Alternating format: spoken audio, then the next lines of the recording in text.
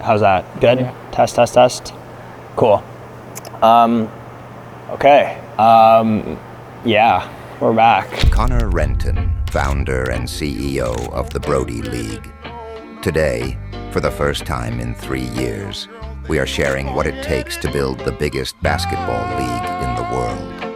We are giving you a raw, unfiltered look, the ups, the downs, and what it takes to build the next Nike. Been 3 years since you guys have seen us. My name is Connor. On the camera is Nick. We run a basketball company called the Brodie League. It's the largest basketball league in the world by players. We have 20,000 players. We work with the Raptors, the Brooklyn Nets, Red Bull, Michelob Ultra, and we are a men's league on steroids. There's no reason why you or me as an athlete should be washed and retired and quit when we're 21. That's what I went through when I started it in 2019, and we provide a experience and a community and a lifestyle to continue playing sports until you're from 20 to 30 to 40 to 50. We are gonna show you guys exactly what it looks like to run the biggest basketball league in the world. We're on a mission to become the next Nike. And yeah, I'm gonna just leave it at that. Like, we have a really large team. We're gonna meet everybody. We started here on this channel 3 years ago in this exact gym. You want to make sure that you have fun all the time and that it doesn't have to be your work if you love it yourself. And now we have 20 gyms all across Canada and the US. We work really hard, that's all we do, but it's for a good cause. Like, you know, if you're watching this as an athlete, the world just quits on you. And it quit on me, and it quit on Nick, and it quit on everybody, and it turns you into this like spectator. And we said, fuck no, like, we're not ready for that. We have a lot left to give. We haven't even entered our prime physically. And that's what we're doing. So you're gonna meet the team in this one. We're gonna do a little bit behind the scenes in Burlington, the head office. We have a photo shoot coming up for something you'll see later on in the video. I'm going to New York to meet with my friends from the NBA and some influencers as well. We're gonna check out the New York League.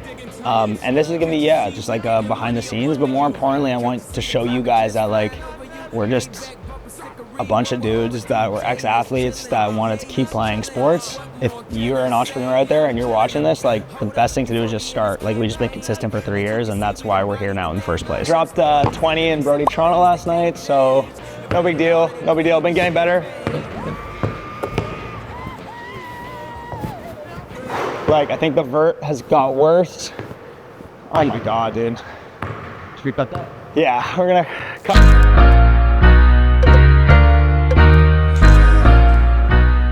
See what the boys are up to over here. We're just doing the championship ring announcement video. Yeah. We got all the prep stuff. We did suits. We're showcasing the ring in any way possible.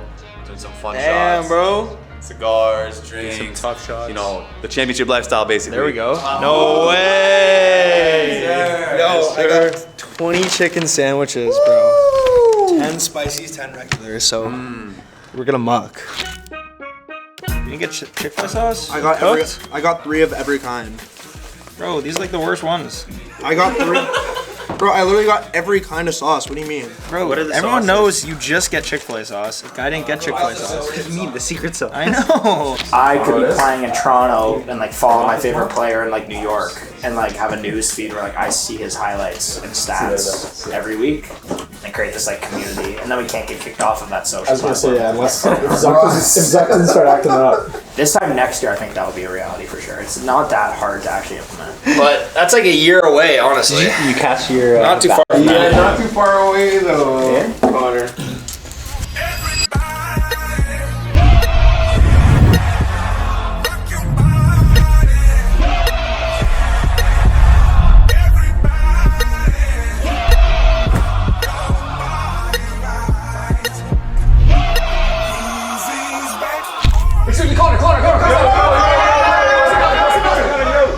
This fall, Brodie's dropping rings. What? Layer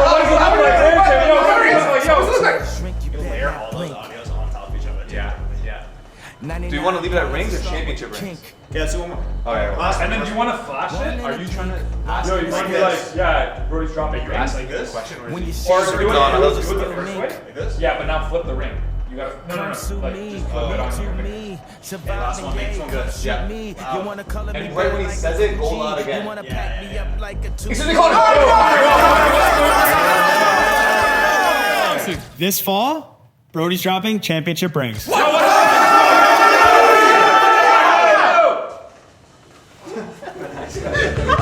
guys. Like, we wouldn't be seeing, like, number one, good numbers in Niagara, number two, worse numbers in places where we didn't increase the price at all, which is the US. Yeah. So it's a variety of all three of them. It's not that any adversity we can't handle, and like ultimately as we continue to build Brodie into what it is, and like if we want to become like sort of like the next Nike and this outlet for these players to continue playing sports for a long time, we're gonna go through adversity like this. So ain't nothing like we can't handle, and ultimately our product is still the best in the world. But like, could we not call players that have played, like obviously we want to make sure that we're like our best players are D5, D4, D3, but we don't want to like completely ignore D2 guys. Like there are still good teams that are D2. So like, do we not want to like in that case like look at the list of all the teams we have and all the historical numbers and everything and say, look, we have this many people that played D3 historically. We're gonna call up every single captain and be like, yo, I got the perfect division for you. Come back, you're gonna play every Tuesday. Like, could we not execute something like that? So for you particularly, like how can we sort of like dissect or identify what Ali's doing so well? Yeah. And then make, you know, like blueprint that out. We had a lengthy conversation about that right before that. We wanna have like training for every commissioner. So just like, this is what like an A-level commissioner looks like. Tay is putting together eventually for us like a incentive package for those guys as well. So eventually we want to incentivize them like this is what an A-level commissioner looks like, and this is what an A-level commissioner could be. We want every location to be like this. Like we don't want to run fucking any ads. We don't want to promote it. Yeah. We just want Ali to be able to take care of the locations on hand. So it might be worth having maybe an interview with Ali. It might be worth having like a chat with them, a study. Yeah. So this is great because like we've changed this commissioner role where like it used to be like very ops heavy, and like it used to be like, okay, you also have to do all this back end work, but now we've changed it to like what's way more important, Customer service. which is customer service. Yeah. So when we're hiring now for commissioners, and like It's personality that we're hiring. That's it. And that's like when we just had that conversation about Paul like Yeah. earlier, right? And it's Yeah. like, that's not a Paul issue. That's Yeah. not a commish issue. Like we've very clearly stated that commissioners are not to be recording any stories. yeah. Photo shoot fresh, looking like wealth. I'm about to call a pop. We crafted our own principles, just like Nike had. They were the original inspiration. We also crafted this thing called the 4 C's. 4 C's of Brodie are community, continuity, clout, and... Did I say community? The 4 C's of Brodie are community, continuity, clout, and... Community? Clout? Community, clout, continuity. Holy fuck. Yeah, yo, at Yvonne, yo, Q Yvonne. I fucking told you, bro. So, okay. The 4 C's. Connor. Brodie are community, continuity, clout, and... Oh. Did I say community? Did you forget Connor? And... What's the last one? Competitiveness. There it is. There it is. Right here, man. That's why I got it right here. Never forget. I got you. It's not so easy. It's not so easy. I told you. The forces of Brodie are community, continuity, competitiveness, and clout. Those are sort of like the 4 things that we build our lifestyle, our experience, basically what Brodie is. As much as we create content at Brodie for our jobs, we are really showing you what it's like to run a business and be real business owners. And that comes with ups and downs, right? Like a lot of content creators pretend their life's perfect. I don't want to do that. Like if we're going through struggles as a company, I want to document that. That's the point of this channel in the first place. Yeah, about 2 weeks ago, our Facebook went down. Our Facebook, which is our Instagram pages, our main page, our conference pages, all that. I contacted every single person I know at Meta. I went on LinkedIn. I DM'd old friends. I found some guy in this group chat that like uses a Meta rep to like get people unbanned. So we did everything. Like we literally did everything. Like paid this guy $5,000 in crypto to get the account back. Accounts came back.